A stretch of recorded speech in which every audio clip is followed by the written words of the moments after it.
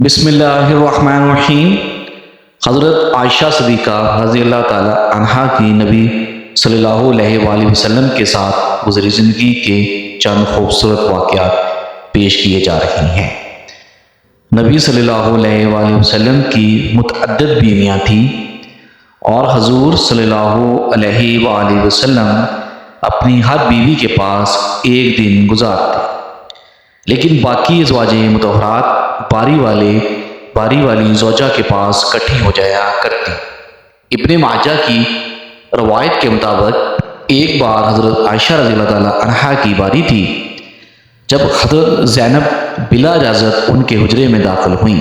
حضرت محمد صلی اللہ علیہ وسلم کو معلوم نہ تھا کہ حضرت زینب رضی اللہ تعالی عنہا بھی حجرے میں موجود ہے، اور اندھیرے میں آپ نے ان کی طرف ہاتھ بڑھایا ہی تھا کہ حضرت عائشہ رضی اللہ تعالی عنہا بولی، یہ زینب ہے۔ آپ صلی اللہ علیہ وسلم نے ہاتھ کھینچ لیا۔ اس پر ان دونوں یعنی حضرت عائشہ رضی اللہ تعالی عنہا اور حضرت زینب رضی اللہ تعالی عنہا کی آپس میں تکرار شروع ہو گئی اور ان کی آوازیں بلند ہو گئیں۔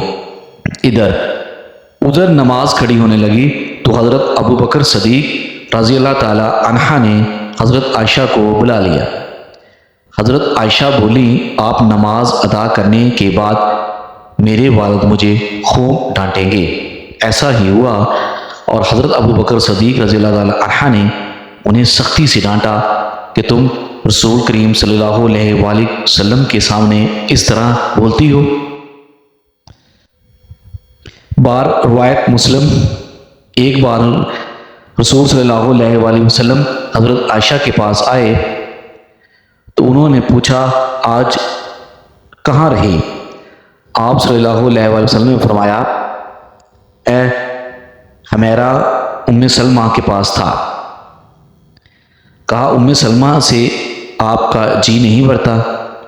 مجھے بتائیں، اگر آپ ایک وادی کے دو کناروں پر اتریں، ایک سے گھاس چرا لی گئی ہے اور دوسرے کنارے پر کوئی گھاس کھانے والا نہ آیا ہو، تو آپ جانور کہاں چلانا پسند کریں گے؟ تو آپ صلی اللہ علیہ وسلم نے فرمایا، وہ جس کا سبزہ چکھا نہ گیا ہو۔ تو عائشہ رضی اللہ تعالی عنہا کہنے لگیں، میں آپ کی دوسری عورتوں کی طرح نہیں، میرے علاوہ ہر عورت دوسرے مرد کے پاس رہی ہے۔ حضور صلی اللہ علیہ وآلہ وسلم مسکرا دیے۔ باروایت بخاری شاہ روم معقوق، اس نے رسول صلی اللہ علیہ وآلہ وسلم کو ایک قطبی باندھی ہدیہ کی۔ حضرت عائشہ صدیقہ رضی اللہ تعالی عنہا فرماتی ہیں کہ جب وہ حاملہ ہوئیں تو مجھے پریشانی لاحق ہوئی۔ ابراہیم کی ولادت ہوئی لیکن ماریا کو دودھ نہ آتا تھا۔ آپ صلی اللہ علیہ وسلم نے بچے کے لیے دودھ دینے والی بھیڑ خریدی، جس کا دودھ پی کر وہ موٹا اور سرخ سفید ہو گیا۔ ایک دن آپ صلی اللہ علیہ وآلہ وسلم ابراہیم کو اپنی گردن پر اٹھا کر لائے اور پوچھا، عائشہ بچے کی مجھ سے مشابہت کے بارے میں کیا کہتی ہو؟ میں نے سوتاپے کی وجہ سے کہا کہ مجھے تو آپ سے کوئی مشابہت نظر نہیں آتی۔ فرمایا، بچے کی صحت کے بارے میں کیا کہتی ہو؟ میں نے کہا، جو بھیڑوں کا دودھ پیتا ہے وہ ایسا ہی ہو جاتا ہے۔ حضرت عائشہ رضی اللہ تعالی عنہا فرماتی ہیں کہ میں ان عورتوں سے چڑھتی تھی جو اپنا آپ رسول صلی اللہ علیہ وسلم کو حبا کر دیتی تھی اور کہتی تھی کہ بھلا کوئی عورت اپنی تائیں حبا کر سکتی ہے؟ جب اللہ تعالیٰ نے یہ آیت اتاری، اے نبی صلی اللہ علیہ وآلہ وسلم اپنی بیویوں میں سے جس کو چاہیں الگ رکھیں اور جسے چاہیں اپنے پاس رکھیں اور جسے چاہیں الگ کرنے کے بعد واپس بلا لیں، اس میں بھی کوئی حرج نہیں۔ سورۃ الاحزاب۔ تو میں نے کہا، مجھے لگتا ہے کہ آپ کا رب آپ کی خواہش پوری کرنے میں جلدی کرتا ہے۔ بار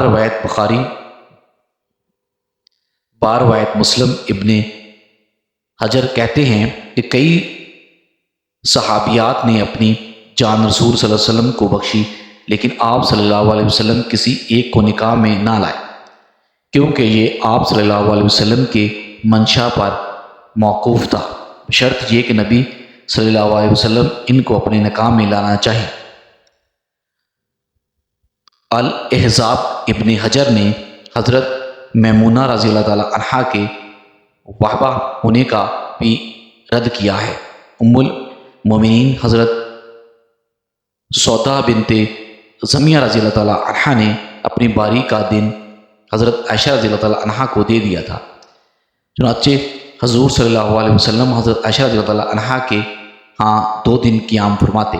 حضرت عائشہ فرماتی ہیں کہ سودا کے علاوہ کوئی عورت ایسی نہیں کہ میرا اس جیسی طور طریقے اختیار کرنے کو دل چاہے، مگر ان میں بھی تندی تھی۔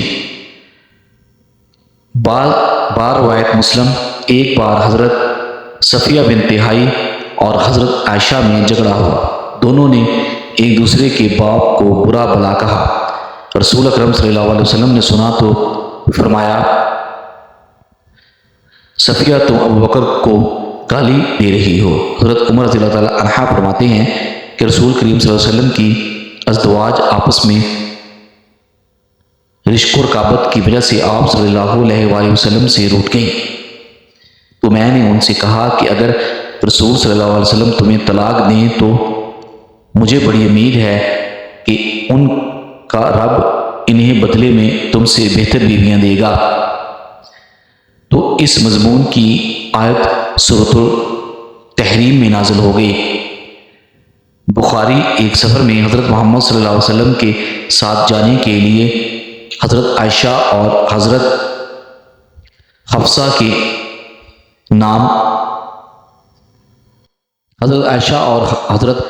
کے نام قرآن نکلا۔ رات کے سفر میں گفتگو کرنے کے لیے آپ حضرت عائشہ رضی اللہ تعالی عنہا کو اپنے ساتھ رکھتے تھے۔ حضرت حفصہ رضی اللہ تعالی عنہا کو اس پر رشک آیا، انہوں نے حضرت عائشہ سے کہا، تم میرے اونٹ پر سوار ہو جاؤ اور میں تمہارا اونٹ پکڑ لیتی ہوں، دیکھتے جاؤ کیا بنتا ہے۔ حضرت محمد صلی اللہ علیہ وسلم حضرت خدیجہ رضی اللہ تعالی عنہا کے اونٹ کے پاس گئے اور حضرت حفصہ رضی اللہ تعالی عنہا کو سلام کیا۔ رات بھر کے سفر کے بعد پڑاؤ کا وقت آیا تو حضرت عائشہ آپ سے دور رہ گئی۔ وہ نبی صلی اللہ علیہ وسلم سے شکوہ تو نہ کر سکتی تھی، اس لیے زمین پر اترتے ہی اپنے پاؤں ازخر گھاس میں ڈال دیے جس میں سانپ بچھوؤں کا بسیرا ہوتا ہے، اور رنج کے باعث دعا کرنے لگی، یا رب ڈسنے کے لیے مجھ پر کوئی سانپ بچھو ہی مسلط کر دے۔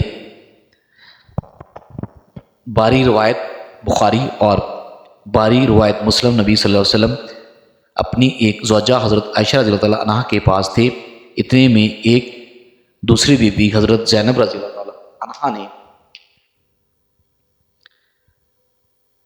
کھانے پر رکابی بھیجی۔ حضرت عائشہ رضی اللہ تعالی عنہا نے جس کے ہاں نبی صلی اللہ علیہ وسلم تھے، لانے والی خاتمہ کے ہاتھ پر ایک ضرب لگائی تو رکابی گر کر ٹوٹ گئی۔ آپ صلی اللہ علیہ وسلم نے گرا ہوا کھانا اور کعبے کی ٹکڑوں کو اکٹھا کیا اور خادم سے فرمایا، تمہاری اماں ام المومنین عائشہ کو رشک آ گیا تھا۔ خادم کو روک کر آپ صلی اللہ علیہ وسلم نے گھر سے نئی رکابی دے کر رخصت کیا۔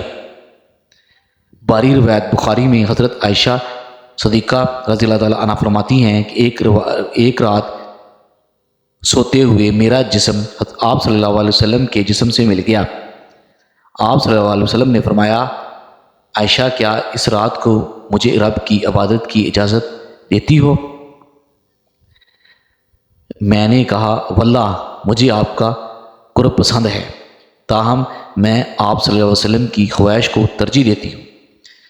پھر آپ صلی اللہ علیہ وسلم نے قیام کیا اور رو رو کر قرآن کی تلاوت کی۔ حتیٰ کہ آپ صلی اللہ علیہ وسلم کے کندھے مبارک بھیگ گئے۔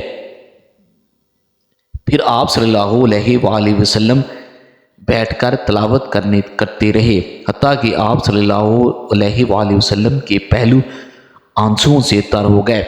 پھر لیٹ کر تلاوت کی اور روتے رہے حتیٰ کہ زمین آنسوؤں سے تر ہو گئی۔